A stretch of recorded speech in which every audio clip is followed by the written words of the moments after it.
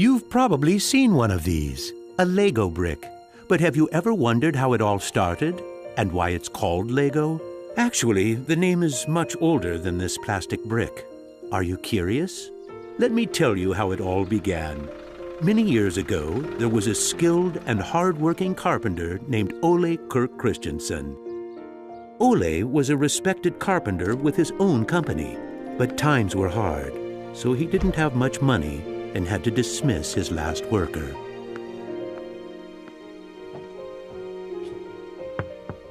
Come on in.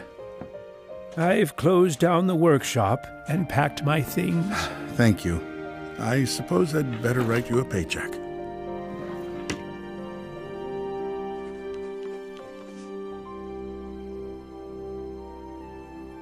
Take care.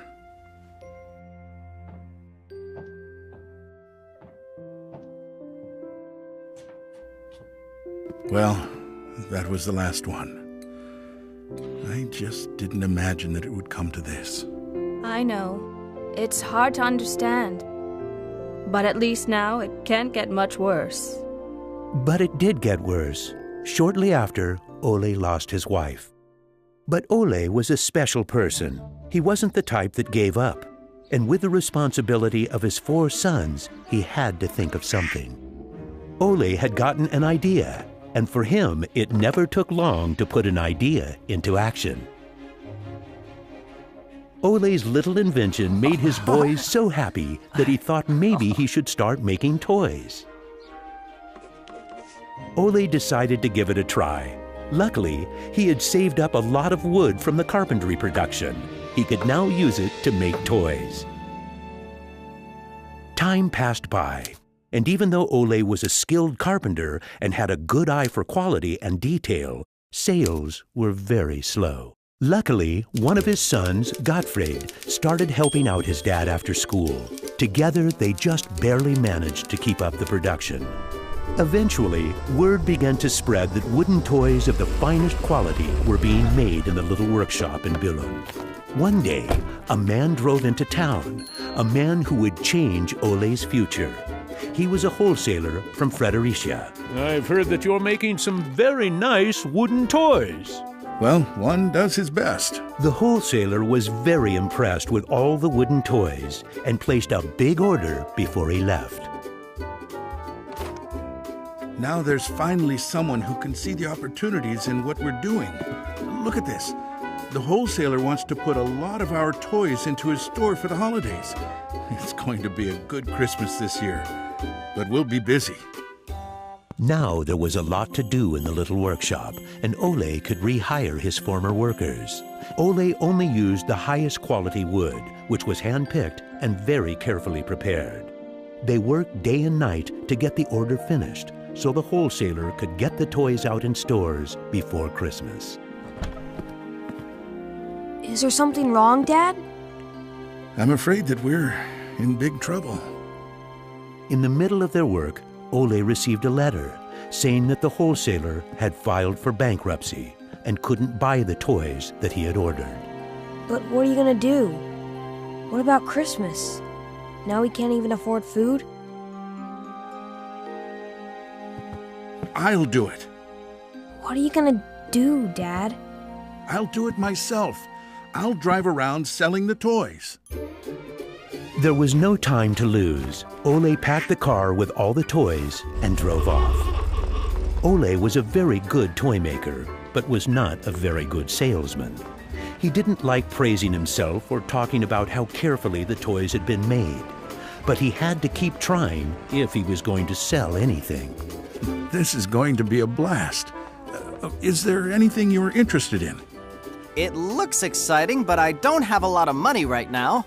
Maybe we could trade and call it even. Well, I would prefer money, but... In the end, he succeeded in selling all the toys. He didn't receive as much money as he had hoped, but the family managed, and they had plenty of food for Christmas. Time passed by, but the toys didn't sell as quickly as they had expected. Ole thought perhaps the company needed a good name. What should it be? It has to be a short word. I want it to convey playing well. In Danish, playing well is called leg godt. What should it be? What should it be? Yeah, if only I could get some sort of a sign.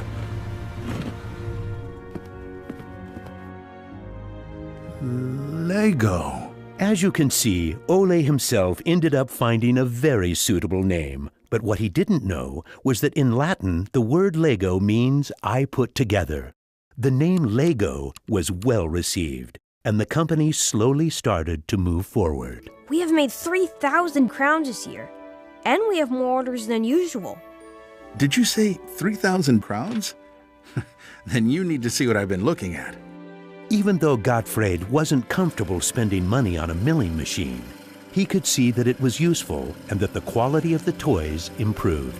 Could you finish the last batch and get it ready for shipping? I will. Dad, I've saved a lot of money for the company today. Really? How? I figured we could save money in the lacquer, so I only coated the ducks twice instead of 3 times. You what? Unfortunately, Gottfried's idea didn't go over well with Ole. Ole made Gottfried unpack all the ducks himself, give them the last layer of lacquer, and bring them back to the train station. Ole believed in high quality and not cheating his customers. When Gottfried returned, Ole explained that that wasn't the way to create a good brand. This little lesson opened Gottfried's eyes to the fact that every detail matters, and only the best is good enough. In the late 1930s, Lego was making a profit. Even when the Second World War broke out, they tried to make the best out of a difficult time. It seemed nothing could go wrong. But a stormy night in 1942 changed their luck.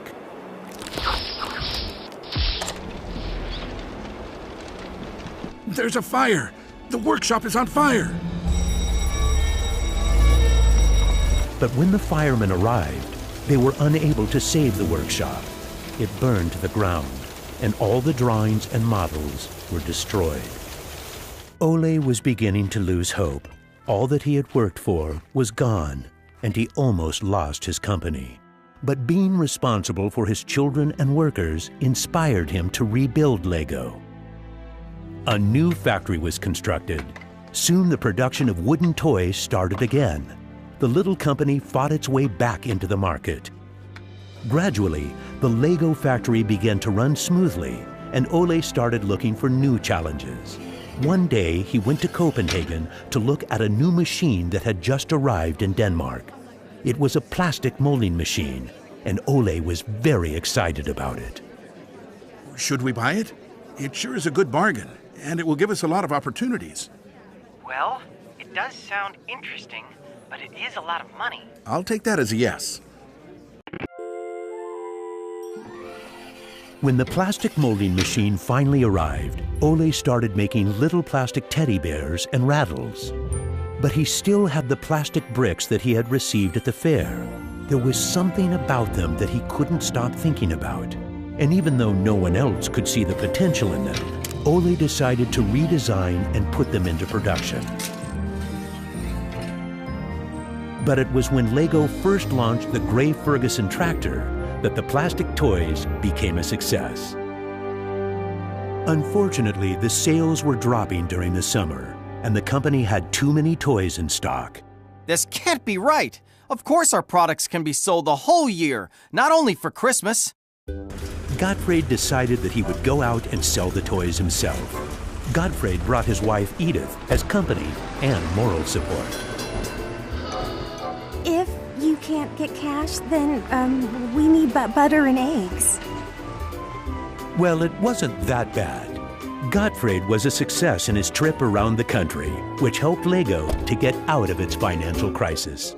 They reached home just in time for Ole's birthday party. Ole turned 60, and the whole family was gathered to celebrate with him. Well, I guess it was a long trip around the country. Hey, I got an idea. Listen. What about a picture with the 3 generations? Everyone thought that was a good idea, and we were placed on the sofa with all the presents and flowers around us. On a business trip to England, Gottfried met the head of a big shopping center on his way home. They discussed the toy industry, and the conversation would be very important to the future of Lego. Damn this industry. I just think that toys are no good nowadays. What do you mean? I think they're working very well. Oh, they work fine, sure, but there's no system in anything. System? System? There isn't any system. What in the world are you doing, Gottfried? There isn't any system. The toys need an idea and a system built around it. I want to put system into play. Children have only been offered ready-made solutions. They need something different that will strengthen their imagination and creativity. So you're trying to put Lego into a system? Interesting. That same year, Lego started producing the first Lego system of play. Children could now build houses from the Lego bricks. The town plan gave play a realistic town setting, and with this, children learned about traffic safety. My sisters and I could play with the new Lego system for hours. Some people said we were the luckiest children in the world because we grew up in a toy factory. It was a huge breakthrough, and Gottfried decided to try selling it outside of Denmark. The system of play was so popular that they managed to sell it to many countries. Look what I just built! That is really nice, Kel. Even though Lego was meant for only building houses, there was still a lot of opportunities. There was just one problem. I can't lift it up. It keeps falling apart. That made Gottfried wonder. He wanted to find a way to make the Lego bricks stick together, but that was easier said than done. Gottfried noticed that the Lego bricks got a better clutch power with tubes inside. Now it was no longer just bricks, but a whole construction system with endless possibilities. This was groundbreaking for the Lego product. With a child's imagination, Lego could be anything in the world, over and over again. The imagination is the limit. Look, Dad! Now I can build everything! Unfortunately, Ole never got to see how successful the little brick actually became. Gottfried was left on his own, and he had to go through another fire at Lego that destroyed most of the wood production. Just like his father, Gottfried knew that he had to try to get the best out of any situation and never give up. Gottfried took the hard times with his head held high. As sales grew, the company also got bigger. He had to think ahead, and he decided not to resume the production of wooden toys and to only focus on the Lego system. It turned out to be a great decision. Many new models were built, and Lego got stronger in the toy industry. Sir, which one of these do you think is the best? That one. Even though it got busier at Lego, Gottfried still had bigger plans. Now he wanted to build an airport, so it would be easier to sell his toys to the whole world. Like father, like son. It didn't take long to put his idea into action. Only 3 years later, Billund Airport was opened. The many guests and business connections who visited the company always wanted to see the modeling department. Gradually, it got so crowded that it was hard for the employees to keep up their work. I think we better wait a while. Gottfried could see that something had to be done. He needed a bigger place to display the Lego models.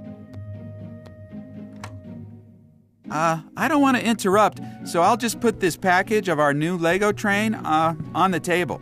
Just put it there. Train? The idea grew quickly from an exhibition room to an amusement park. And then we could have a tower so you could look over the whole park from above, the whole town. It will be a land made out of Lego. Legoland! Well, it looks interesting, but how many visitors are you actually counting on? Well, I guess, 200, 300,000? 300,000! Even though it sounded like a lot, my dad was actually pretty far off the mark. There were 600,000 guests the very first year. My family and I were there to greet the guests. We've kept up this tradition ever since.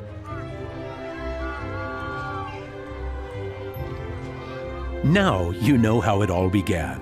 Lego wouldn't be what it is today if it hadn't been for my grandfather's sense of quality and search for perfection. My father firmly believed in the endless possibilities of the Lego system. I seek to take the Lego idea even further, encouraging children to explore, experience, and express their own world, a world without limits. And we are still convinced that only the best is good enough, because children deserve the best.